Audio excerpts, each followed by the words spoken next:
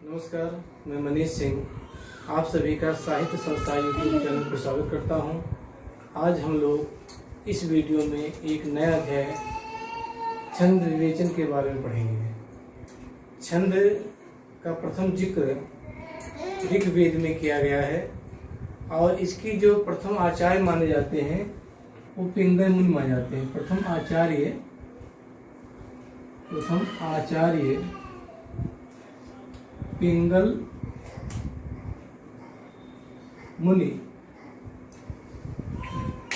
के नाम पर छंद शास्त्र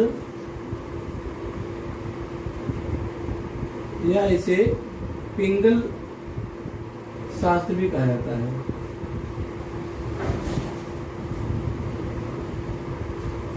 और ये भी कहा जाता है कि आचार्य पिंगल ने लगभग 125 करोड़ छंदों का विस्तार किया था, ऐसा कहा जाता है।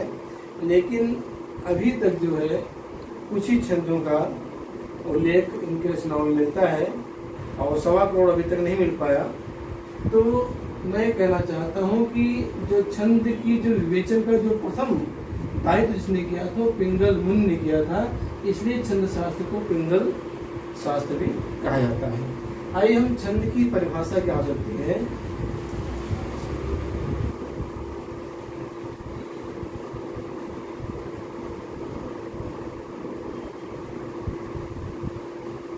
इसकी परिभाषा हो सकती है जैसे अक्षरों एवं वर्णों का क्रम, गति, यति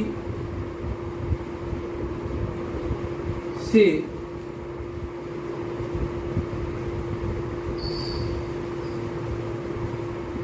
संबंध काव्य रचना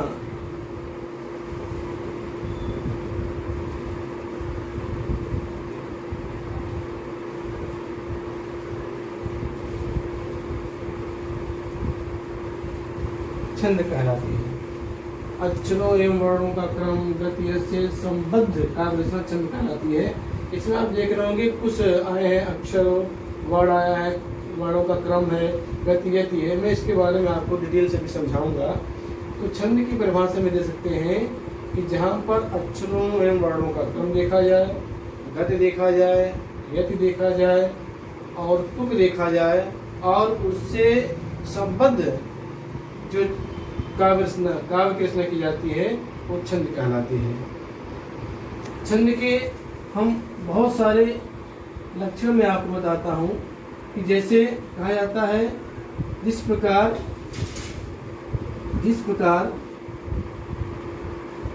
गद्य का नियमायक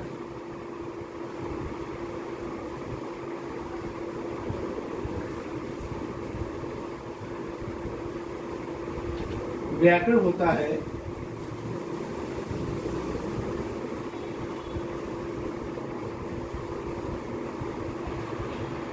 उसी प्रकार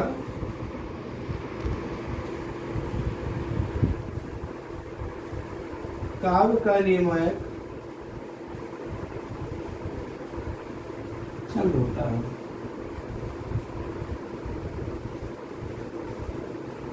यानी अगर कोई भी कवि कविता का निर्माण करता है तो वह छंद के नियमों में आबद्ध होकर के जो कविता का रचना करता है तो उसमें एक प्रवाह रहती है और वह मनुष्य के जो सहृदय मनुष्य हैं उनके हृदय को छूती है, उनके मानस पटल पर काफी अरसे तक अंकित हो जाता है।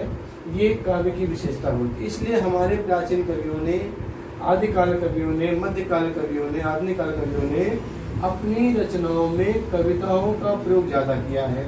आप देखते हैं जब हिंदी साहित्य का इतिहास हम पढ़ते हैं तो गद्य का जो आविर्भाव हुआ वह भक्ति काल से हुआ, लेकिन पूर्ण विकास नहीं पाया। उसके बाद थोड़ा सा गैप करके फिर आधुनिक काल से गद्य का जो है शुरुआत मानी जाती है। लेकिन आदि काल से रीति काल तक हमारे कवियों ने केवल काव्य की रचना की, गद्य नाम मात्र के लिए।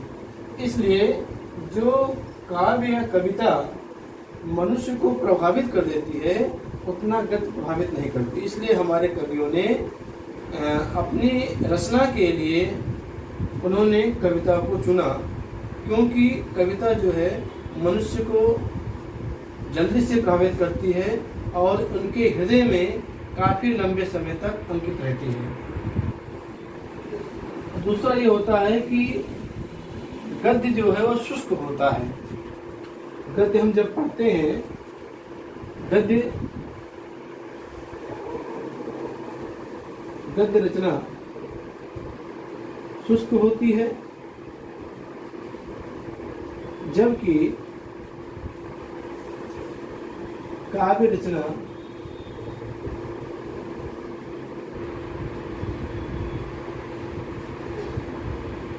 भावों की तरलता होती है। काव्य रचना में भावों की तरलता होती है।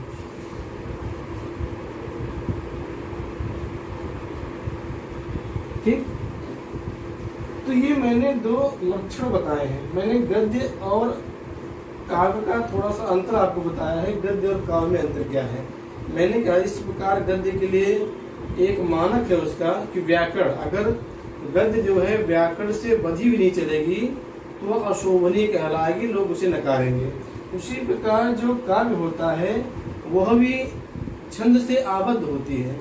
अगर छंद से आबद्ध होकर के कोई काव्य रचा जाता है तो वह प्रशंसनीय भी होती है और सबके मन को और हृदय को आह्लादित भी करती है। ये मैंने आपको छंद के बारे में बताया। अब हम देखते हैं कि जो मैंने यहाँ पर जो परिभाषा बताई थी कि अक्षरों एवं वर्णों का क्रम, गति, यति से संबद्ध काव्य छंद कहलाती है। तो ये जो शब्द आए हुए अक्षर, वर्ण, क्रम, गति, यति, ये क्या होता है इसके बारे में हम समझते हैं। आइए हम बोलते हैं छंद के अंग कौन कौन से हैं।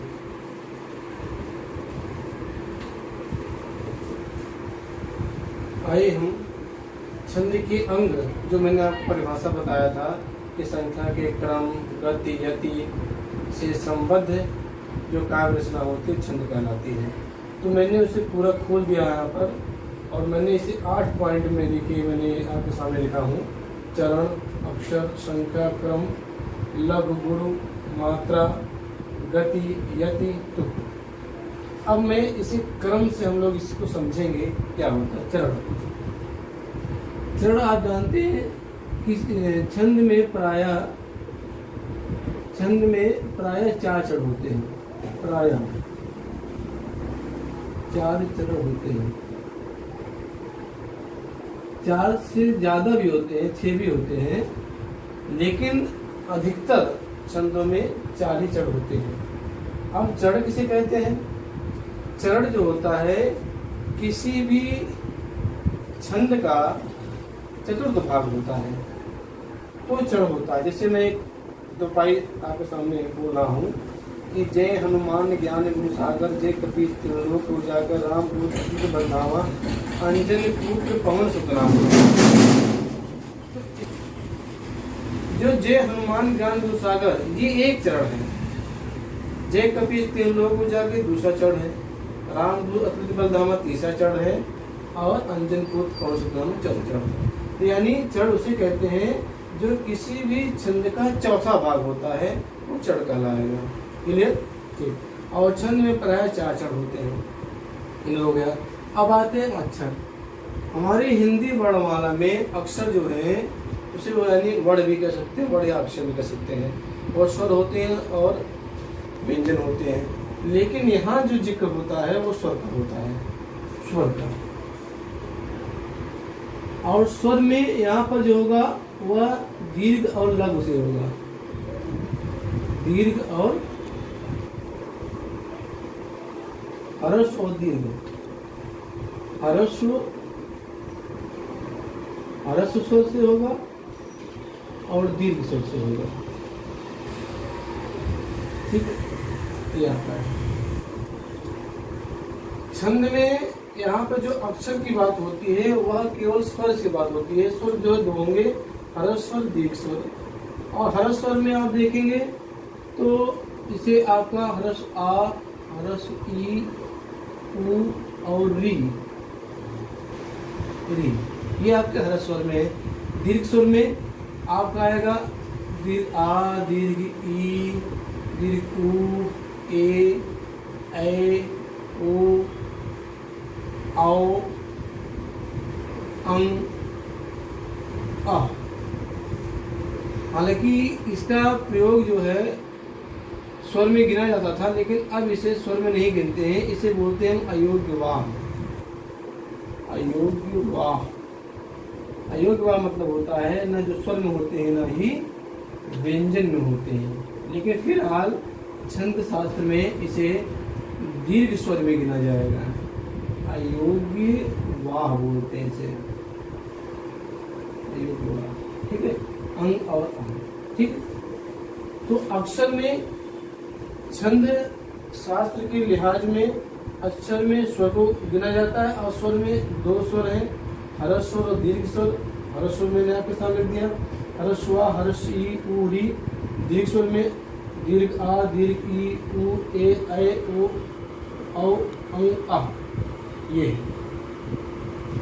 अब आते हैं हम संख्या और क्रम क्या होता है, इसे समझने का प्रयास करते हैं।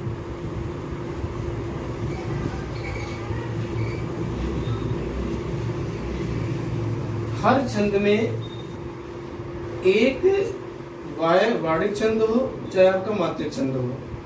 अगर वार्णिक छंद है तो हर चरण में उसके वर्णों की संख्या एक निश्चित होती है। अगर चाहे मात्रिक छंद हो तो मात्रिक छंद में भी प्रत्येक चरण में मात्राओं का क्रम एक निश्चित होता है। अब मात्रा क्या होती है, अभी मैं आगे जिक्र करूंगा कि मात्रा कैसे लगाते हैं। तो संख्या मैंने बता दिया, जैसे कोई मात्रिक छंद जैसे चौपाई है, उसमें एक चरण में 16 मात्रा होती है, उसका एक क्रम है। लेकिन मात्रिक छंद में मात्रा का क्रम निश्चित नहीं होता, लेकिन एक उसकी नियत एक संख्या होती है। किसी चौपाई है, एक चरण में 16 मात्रा है, तो पहले गुरु लघु भी आ सकता है, पहले लघु गुरु भी आ सकता है, लेकिन उसकी संख्या 16 होनी चाहिए।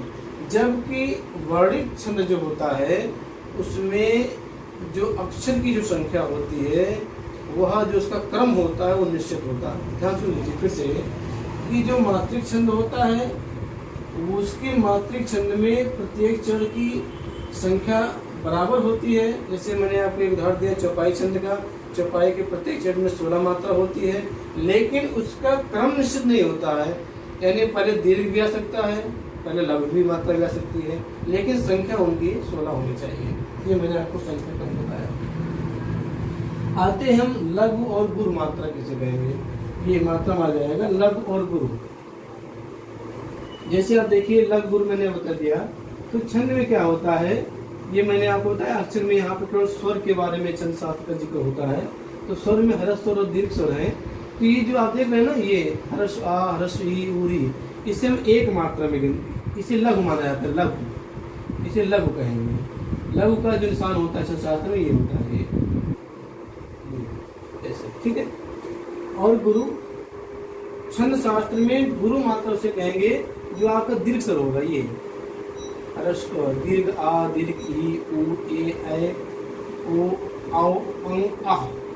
तो ये आपका गुरु में गिना जाए। गुरु मतलब दो मात्रा गिनी जाती है, भी मात्रा में गिनाएंगे आपको। तो यहाँ पर इसको इसका जो निशान होता है ऐसे होता है, जैसे वर्तुल होते हैं, वर्तुल रेखा बोलते हैं, ऐसे लिखा जाता है, ऐसे ऐसे ऐसे। ठीक है। ये दो मात्रा में गिनी जाएगी, एक मात्रा में गिनी जाएगी। ठीक है। अब आते हैं मात्रा। मात्रा की काउंटिंग हम कैसे करते हैं। तो मात्रा जो है मात्रिक छंद में काउंटिंग कैसे करेंगे, मैं आपको हर नियम बताता हूँ। पहला नियम ये है कि जिस व्यंजन में हर्ष आ, हर्ष ई, हर्ष उ और री लगा होगा वो एक मात्रा में रह जाएगा। जैसे मैंने लिख दिया, जो मात्रा की गणना हम कैसे करेंगे मैं आपको बता रहा हूँ। मात्रा गणना कैसे करेंगे, इसमें मैंने लिखा कि रब कहते हैं ईश्वर को। रब, आप देखिए इसमें राम में हर्ष आ है, ठीक है ना। तो यहाँ पर एक मात्रा आएगी। ये बा है, इसमें भी आ ह्रस्व आ है, इसलिए एक मात्रा आएगी।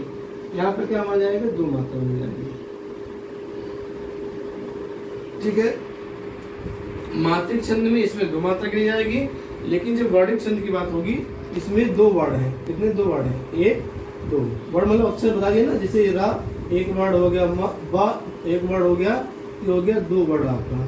ठीक है, वर्णिक छंद में ये दो वर्ड गिने जाएंगे, और जो है मात्रा में जब गिने जाएंगे तो ये दो मात्रा गिनी जाएगी। ठीक है, इसके बाद आप देखिए जो दूसरा नियम है, अगर इसके बाद छोटी का देख लेते हैं, इसे में लिखा ऋतु, ये सब मैं लिख दिया। आप देखें यहाँ पर छोटी की मात्रा है, ठीक है ना, तो यहाँ पर एक मात्रा गिनी जाएगी, यहाँ पर छोटा मात्रा है, यहाँ पर एक, यानी इसमें कितने मात्रा है, दो मात्रा है। तो वर्ण कितने हैं, वर्ण अगर वर्ण गिनते हैं तो भी दो हैं, एक रा एक ता बराबर दो वर्ण है। ओके, ये जो है लघु मात्रा, ये हर्ष की मात्रा लगाने को मैंने आपको बता दिया। अब दूसरा देखिए दीर्घ स्वर में, इसे मैंने लिखा आम। आप देख रहे हैं यहाँ बड़ा आ है या दीर्घ आ है, यहाँ पर दो मात्रा चढ़ेगी। ठीक है, यहाँ माँ पर है हर्ष आ है, तो यहाँ पर एक, तो यहाँ पर हो जाएगी तीन मात्रा हो जाएगी। ये मैंने बता दिया ना कि जहाँ पर हर्ष, किसी भी व्यंजन में अगर हर्ष आ है तो जो है वो दो मात्रा गिनी जाएगी, तो तीन मात्रा हो जाएगी। अगर हम वर्ण गिनेंगे तो ये दो ही वर्ण हो जाएगा, एक ये दो वर्ण हो जाएगा। ठीक है ना, इसी तरह से बड़ी है, बड़ी ऊ है, ए है, जैसे मैंने लिख दिया ओखली, ओखली लिख दिया। मैं एक उदाहरण समझा दे रहा हूँ आपको, जैसे ओखली लिख दिया, ओ की है तो यहाँ पर भी क्या आएगी, दीर्घ आ जाएगा। ठीक, एक खा पे कोई मात्रा नहीं है इसलिए हर्ष आ रहता है, ये आ गया। फिर ला पे बड़ी की मात्रा, इसलिए यहाँ पर दो आ जाएगा। कितने हो जाएंगे, दो एक तीन दो पाँच, कितने हो जाएंगे, पांच मात्रा। ठीक है, और वर्ण कितने हो जाएंगे, एक वर्ण, दो वर्ण, तीन वर्ण। वर्ण की गणना वर्णिक छंद में होती है। जब मैं आपको छंद के प्रकार बताऊंगा तो उसमें आपको समझाऊंगा वर्ण होते क्या है, वर्णिक छंद क्या होता है। ठीक है ना, ये चीज मैंने आपको। अब हम इसका एक दोनों को देख लेते हैं। ऐसे कोई शब्द है अंजनी, अंजनी देख रहे हैं अपना, देखिए ये जो आपे जो बिंदी, इसे बोलते हैं अनुस्वार, हिंदी में अनुस्वार बोलते हैं। अगर किसी अक्षर के ऊपर अनुस्वार लगा हो तो वो दीर्घ माना जाएगा, यानी ये दो मात्रा गिनी जाएगी। जहाँ पे कोई मात्रा नहीं है, केवल हर्ष आ लगा हुआ, जैसे आप जानते हैं कि जो व्यंजन होते हैं बिना स्वर की सहायता से नहीं बोले जा सकते। यहाँ पर जा है, यहाँ पर क्या आएगा, एक मात्रा आ जाएगी। यहाँ पर ना पे छोटी मात्रा देख रहे हैं ना, यहाँ पे एक मात्रा थी। कितनी मात्रा होगी इसमें, चार मात्रा। और वर्ण कितने हो गए, एक वर्ण, दो वर्ण, तीन वर्ण हो गए आपके। ठीक है, अब इसको देख लेते हैं। जैसे मैंने लिखा अतः लिख दिया, इसे बोलते हैं विसर्ग। ये जो आप देख रहे हैं इसे बोलेंगे विसर्ग, इसे विसर्ग बोलते हैं। इसे मिल गया अतः। ठीक है, ये हर्ष आ है, यहाँ पर एक मात्रा आएगी, ता का विसर्ग है कि दो मात्रा मिल जाएगा। ठीक है ना, ये जाएगी तीन मात्रा। समझ गए। और मैं आपको नियम बताता हूं।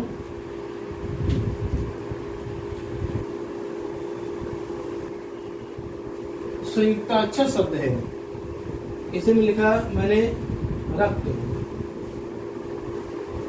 ये रक्त मैंने लिखा। तो आप देख रहे हैं कि ता से पहले एक वर्ण आ रहा है, आधा क, उससे पहले आ रहा है। तो आप देख रहे र पे कोई दीर्घ मात्रा नहीं है, न लघु मात्रा है, ता पे कोई मात्रा नहीं है। लेकिन ध्यान रखिए, जब भी संयुक्त व्यंजन के पूर्व कोई वर्ण हो, चाहे वह दीर्घ हो चाहे लघु हो, तो वो दीर्घ माना जाएगा। यानी रा पे जो है दो मात्रा गिनी जाएगी, और इस पे कुछ नहीं रहेगा, इस पे एक मात्रा जाएगी, इस पे हो जाएगी तीन मात्रा हो जाएगी। समझ गए ना। ठीक है, अब एक और बताता हूँ आपको। जैसे कोई शुरुआत में ही आधा वर्ण हो, जैसे श्याम मैंने लिख दिया, श्याम, मैंने श्याम लिख दिया, तो इसमें आधा वर्ण है, तो यहाँ पर कोई मात्रा नहीं गिनी जाएगी। यहाँ पर देखिए आ की मात्रा है, इसलिए दो, यहाँ पर यानी इसमें तीन मात्रा हो जाएगी। समझ गए। अगर कोई, मैं यहाँ बताना भूल गया था, हर स्वर में एक आता है चंद बिंदी भी आएगा इसमें। जैसे कोई शब्द है, मैंने जैसे लिखा हंस, मैंने लिखा हंस। अगर किसी वर्ण के ऊपर या अक्षर के ऊपर चंद बिंदी लगी, वैसे बोलते हैं अनुनासिक बोलते हैं हिंदी में, तो वह जो है एक लघु माना जाएगा, यानी एक मात्रा हो जाएगी, यहाँ पर एक, यहाँ बराबर दो हो जाएगा। ठीक है, एक और देख लीजिए, ऐसे कोई शब्द आता है श्री मान, ऐसे अनंत। ठीक है, अगर किसी वर्ण के नीचे अनंत लगा है तो कहा जाता है वह वहां पर स्वर का लोप होता है, स्वर का लोप। ये स्वर का लोप आप में से मैंने आपको बताया कि कोई भी व्यंजन बिना स्वरों की सहायता से नहीं बोले जा सकते हैं।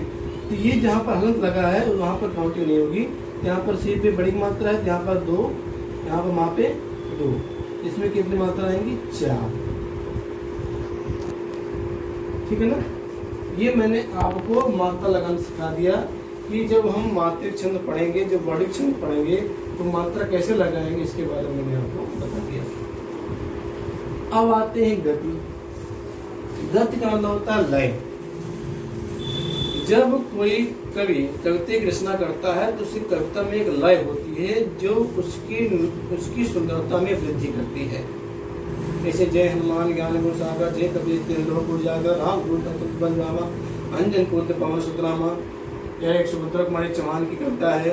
मैं बचपन को बुला रही थी, बोल उठी बिटिया मेरी, नंदन वन से उठी वो छोटी सी कुटिया मेरी, माँ आओ आओ कह के बुला रही थी, मिट्टी खा के आई थी। यानी जब काव्य में एक प्रवाह हो, एक लय हो, जो उस कविता की सुंदरता को बढ़ाता है, उसे कहते हैं गति, यानी लय। और हर कविता में एक लय होना चाहिए, उसकी नाद सौंदर्य के लिए उसकी आयु बढ़ जाती है, उससे कविता की आयु बढ़ती है। गति मैंने आपको बता दिया। यत क्या होता है? विराम।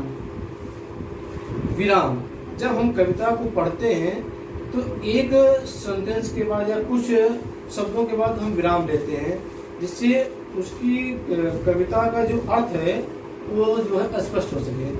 जैसे मैं बोलूँ मेरी भव बाधा हरो राधा नागर सोए, तो आप देखिए जब मैंने दोहा पढ़ा, बिहारी का दोहा है कि मेरी भव बाधा हरो, अर्थात हमने अब विराम लिया, राधा नागर सोए। अगर हम इसको ऐसे पढ़ते मेरी भव बाधा राधा नागर सोए, तो ये जो है ना इसका अर्थ क्लियर हो पा रहा, और दूसरी बात है इसमें लय भंग हो रहा है, तो जो कविता की सुंदरता में कमी करेगा। इसलिए यह होता है विराम। और कविताओं में एक निश्चित समय पे विराम लिया जाता है, जिससे उसकी आयु बढ़ती है, उसकी सुंदरता बढ़ती है। ठीक, इसके बाद आते हैं तुक। तुक जो होता है वह मैं कह सकता हूँ कि हिंदी विषय में या हिंदी भाषा में तुक को हमारे विद्वानों ने प्राण माना है। प्राण, ये छंद का प्राण है हिंदी में। अब आप समझ लीजिए कि प्राण का मतलब क्या होता है। अब जैसे आप जानते हैं शरीर है, शरीर में से अगर प्राण निकल जाए तो शरीर का कोई महत्व नहीं रहता है।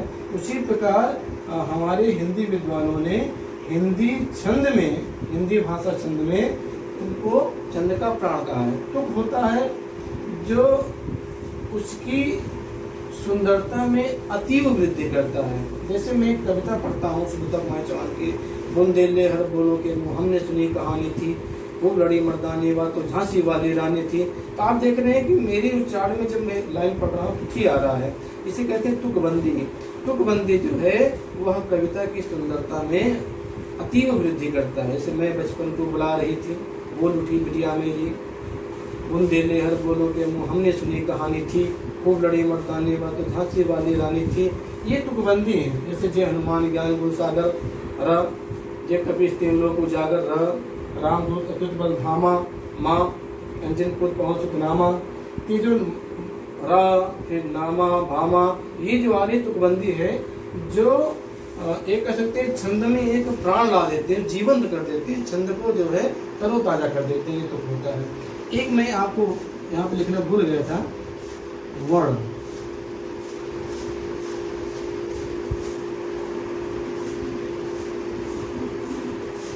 वर्ण में यहाँ पर होता अक्षर से है, ये मैंने लिखा हूँ पहले।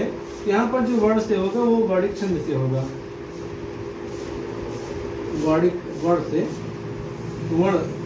वर्णिक छंद में आप देखिए तो वर्णिक छंद में जो होता है, मैंने आपको बताया था कि वहां पर वर्ण की गणना होती है।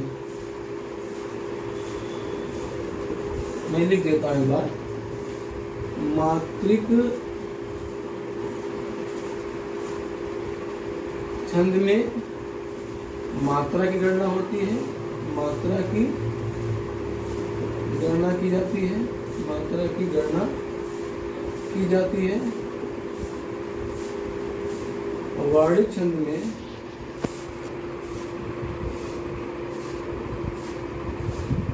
वर्ण की गणना होती है,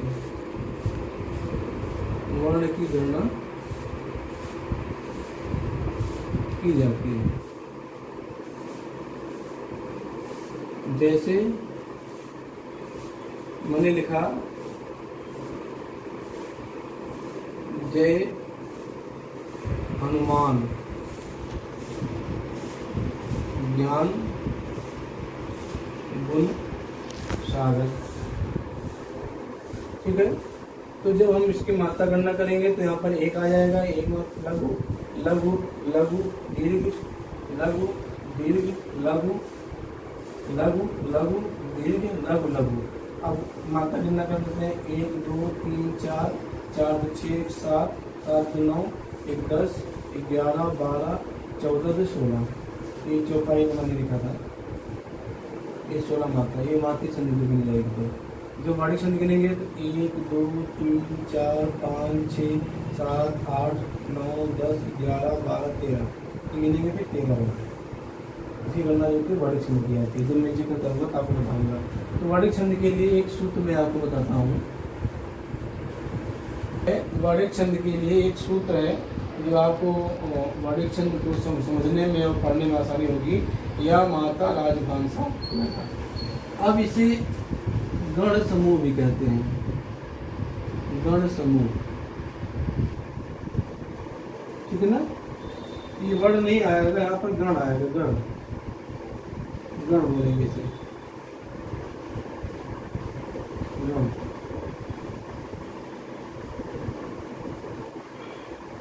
उसमें मिस्टेक हो गई थी, यहाँ पर जो 9वें क्रम में आएगा वो गण आएगा। तो गण समूह से बोलते हैं।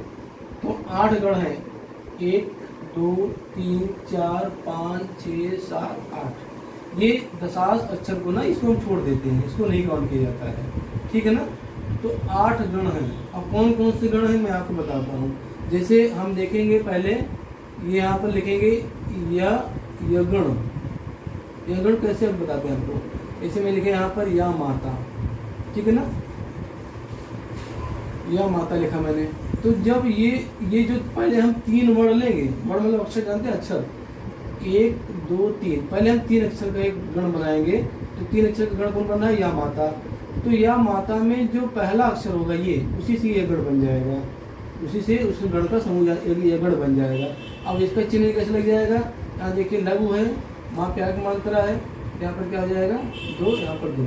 इसी तरह आ जाएगा मात्रा। ठीक है, तीस हो जाएगा मगड़। पहला अक्षर ले लेना हमने, पहला अक्षर मगड़। यहाँ पर क्या जाएगा, यहाँ पर दीर्घ दीर्घ दीर्घ आ जाएगा। फिर आएगा हम लिखें तराज, लिखते हैं, क्या लिखते हैं तराज। आ जाएगा तगड़। क्या आ जाएगा दीर्घ दीर्घ लघु। फिर लेते हैं, फिर लिखते हैं राजभा लेते हैं। ठीक है ना, राजभा। इसे आएगा रगड़। पहला वर्ड ले लेंगे, पहला वर्ड उससे बन जाएगा रगड़। ये आएगा दीर्घ लघु दीर्घ। फिर आ गया, हमने रा ले लिया ना, तो रा के बाद आएगा जभांग। जभांग ले लो, जभांग। जभांग में आ जाएगा जगड़। क्या जाएगा जगड़। इसका क्या हो जाएगा, यहाँ पर देखिए हर्षवा है, तो लघु दीर्घ लघु। फिर मैंने जा ले लिया, जा के बाद ये भा, तो आ जाएगा भानस। क्या जाएगा भानस। इसके ले लेंगे भगड़। क्या जाएगा भगड़। तो भगड़ में आप देखेंगे यहाँ पर दीर्घ है, दीर्घ लघु लघु। ठीक है, फिर लेते हैं हम ना लेते हैं, तो हो जाएगा नसल। क्या हो जाएगा नसल। इससे क्या बन जाएगा नगड़। ठीक है, पहला वर्ड लेगा हमने नगड़। नगड़ में क्या आ जाएगा, यहाँ पर लघु लघु लघु। ठीक है, फिर हम लोग लेते हैं, नगड़ के बाद होता है फिर है सा लेते हैं, सलगा। क्या लेंगे सलगा। ठीक है, सा में सगड़। लघु लघु दीर्घ। तो कितने गण हो गए? 1 2 3 4 5 6 7 8। ये 8 गण हैं जो हिंदी वर्णिक छंद में जिसका प्रयोग होता है। और ये बचा 2 लगा, तो इसलिए 2 बच रहा है कि ये जो है इनकी काउंट जो है छंद शास्त्र में की जाती है कि ये 3 अक्षरों का समूह है, लेकिन 3 वर्णों का समूह है। तो अगर हम ला लेते हैं तो यहाँ पर एक ही अक्षर बच रहा है ग, तो बन नहीं पाएगा, वर्ण समूह नहीं बन पाएगा। इसलिए हम जो है 8 जो है वर्ण समूह लेकर के ये 8 गण जो हैं हिंदी शास्त्र में, हिंदी छंद शास्त्र में बनाए गए हैं। ये गण मगड़ तगड़ रगड़ जगड़ भगड़ नगड़ तगड़, हर जो है तो शब्द का मैंने पहला वर्ण लिया है, उसी से गण बन गया है। तो मैंने आपको छंद के बारे में बताया, छंद की परिभाषा बताई कि जहाँ पर वर्णों की संख्या, क्रम, यति, गति, तुक, लय आदि को ध्यान में रखते हुए जो काव्य रचना की जाती है वहाँ वो छंद कहलाती है। तो छंद के अंग मैंने आपको बताया, चढ़ बताए, आपको अक्षर बताए, संख्या क्रम कैसे गिनेंगे, लघु और गुरु मात्रा वो कैसे गिनेंगे, मात्रा मैंने बताया, गति बताया, यति बताया, तुक बताया, गण बताया। और मुझे पूरी उम्मीद है कि आप छंद के बारे में और छंद के जो अंग हैं उसके बारे में आप समझ गए होंगे, क्योंकि यही जो अगर आप समझ जाएंगे तो और भी जो हम मात्रिक छंद या वर्णिक छंद या मुक्त छंद पढ़ाएंगे आपको, तो आपको आसानी होगी इस पढ़ने में। तो मुझे पूरी उम्मीद है कि इस वीडियो में आपने छंद को पूरा समझ गए होंगे। अगर फिर भी कोई आपको दिक्कत होती है तो आप मेरे YouTube चैनल पे जाएंगे साहित्य संसार पे, वहाँ कमेंट में लिखेंगे, जो भी आपको समस्या होगी मैं आपकी समस्या का यथासंभव निदान करूँगा। आज के लिए बस इतना ही, फिर कभी नए वीडियो के साथ